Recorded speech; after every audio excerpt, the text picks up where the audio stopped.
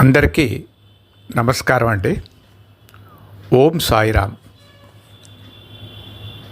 ఇది పుట్టపర్తి శ్రీ సత్యసాయిబాబా గారి వర్ధంతి. అతను 100 ఏళ్ళు కాదండి, ఎన్ని వందల ఏళ్ళైనా అతన్ని మనం మరువలేం. అతను చెప్పినవి అంత ఎక్సలెంట్గా ఉంటాయి, ఇంకా దానికి తిరుగులేదు. దానికి ఓ 4-5 చిన్న కథలు, సంభవాలు అలాంటివి జరిగినవి ఎంత బాగా అతను చెప్పారో కొంచెం వినండి. చాలా అద్భుతంగా ఉన్నాయి. ఒకటి, ఎప్పుడు దేవుడు మనకి చిన్న చిన్న శిక్షలు ఇస్తే అది దాటుకొని వెళ్ళడం నేర్చుకోవాలి. దీనికి అతను చెప్పింది ఏమిటంటే, ఒక నెయ్యి వ్యాపారి ఉన్నట్టండి. వాడు కల్పితం అంటే అడల్ట్రేషన్ దానికి కొంచెం ఏవో చెత్తంతా కలిపిస్తే ఆ నెయ్యి ఎక్కువయ్యేది, వ్యాపారానికి వాడుకునేవాడు. ఇది ఎవరో రాజుగారికి కంప్లైంట్ చేశారట. వెంటనే రాజుగారు వీడిని పిలిపించి వీడికి శిక్ష ఇచ్చాడు. ఏమిటి? 3 విధాల శిక్ష. ఒకటేమిటో, ఆ నెయ్యి అంతా నువ్వే తాగాలి. ఒకటి. రెండోది, లేదు 20 దెబ్బలు తినాలి మా భటుల దగ్గర. మూడోది, నువ్వు 100 వరహాలు బంగారం ఇవ్వాలి అన్నాడు. వీడు, నా దగ్గర బంగారం లేదు. వీడికి ఆల్రెడీ డబ్బాస కదా, అందుకేం చేశాడు, అయ్యా నేను ఆ నెయ్యే తాగుతానన్నాడు. సరే అని ఆ నెయ్యి తాగడం మొదలెట్టాడండి.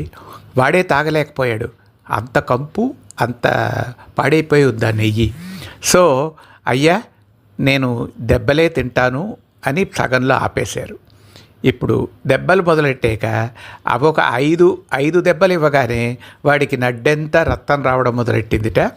అయ్యా ఇది కూడా భరించలేకుండా ఉన్నాను, నేను ఒక 10 వరహాలు ఇచ్చేస్తాను, నన్ను వదిలిపెట్టండి, నేను చేసింది తప్పే అన్నట్ట. ఇందులోంచి మనకి తెలుసుకోవాల్సింది ఏమిటంటే, దేవుడు అక్కడక్కడ మనకి శిక్షలు ఇచ్చినా అవి దాటుకుంటూ మనం రావాలి.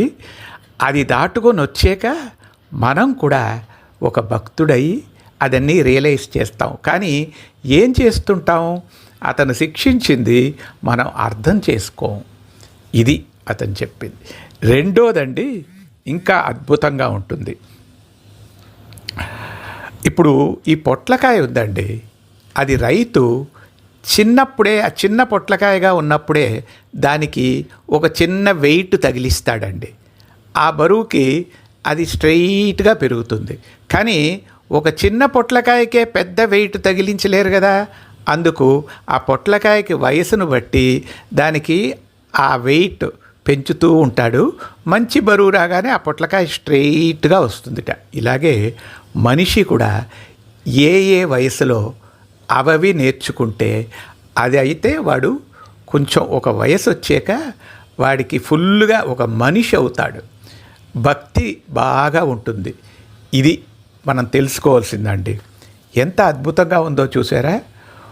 మూడోది, ఎవరు యజమానుడు అంటే, ఒక గుర్రం మీద 2 సవారీ చేస్తున్నారండి. ఒకతను నడుపుతున్నాడు, వెనకాల కూర్చున్న ఆయన ఒక చాప చుట్టుకొని, ఆ చుట్టుకున్న చాపని చేతిలో పెట్టుకొని కూర్చున్నాడు. సో అందరూ ఏమనుకున్నారంటే, ఈ గుర్రం నడిపేవాడే యజమాని, ఈ చేపలు చుట్టుకొని కూర్చున్నవాడు పనివాడు అనుకున్నారు. కొంత దూరం వెళ్ళాక గుర్రాన్ని ఒక జాగాలో ఆపి చెట్టు కింద ఈ గుర్రం నడిపినవాడు గుర్రానికి తిండి పెడుతున్నాడట. అప్పుడు తెలిసింది అందరికీను యజమాని ఎవరో. అంటే వెనక కూర్చున్నవాడు యజమాని, అది ముఖ్యం.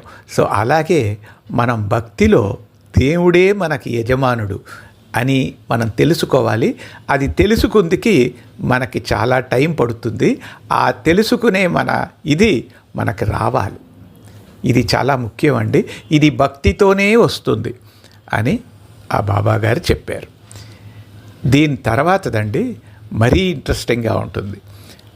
ఒక పిల్ల, మూగ పిల్ల, ఓ 9 ఏళ్ళు ఉంటుంది. అతను వైట్ ఫీల్డ్లో ఒక ఆశ్రమం కట్టినప్పుడు దాని పక్కనే వాళ్ళు కూడా ఉంటూ ఉండేవారట, ఆ మూగపిల్ల తల్లి తండ్రిను. ఆ మూగపిల్ల రోజును బాబాగారు భజనకి వెళుతూ ఉండేదిట. వాళ్ళ నాన్నగారు తిట్టేవారు, అతనికి ఎక్కువ నమ్మకం లేదు, అందుకు తిట్టేవాట, ఎందుకు వెళ్తున్నావు అని. అదేం మాట్లాడేది కాదు, మరి మూగదు కదా, బట్ ఆ వెళ్తూ వస్తూ ఉండేది. ఒకరోజు ఇంకా వాళ్ళ నాన్న పడలేక ఆవేళ చాలాసేపు భజనలో కూర్చుందని ఓ పెద్ద బెత్తం తీసి దాన్ని కొట్టడానికి ఎత్తేట. చూడు ఇప్పుడు నిన్నేం చేస్తానో అన్నట్ట. అంటే ఆపు నాన్న, నన్ను కొట్టకు అన్నదిట. అంటే ఏమిటి, మూగపిల్ల మాట్లాడేసింది. ఎంత బాగుంది కదా.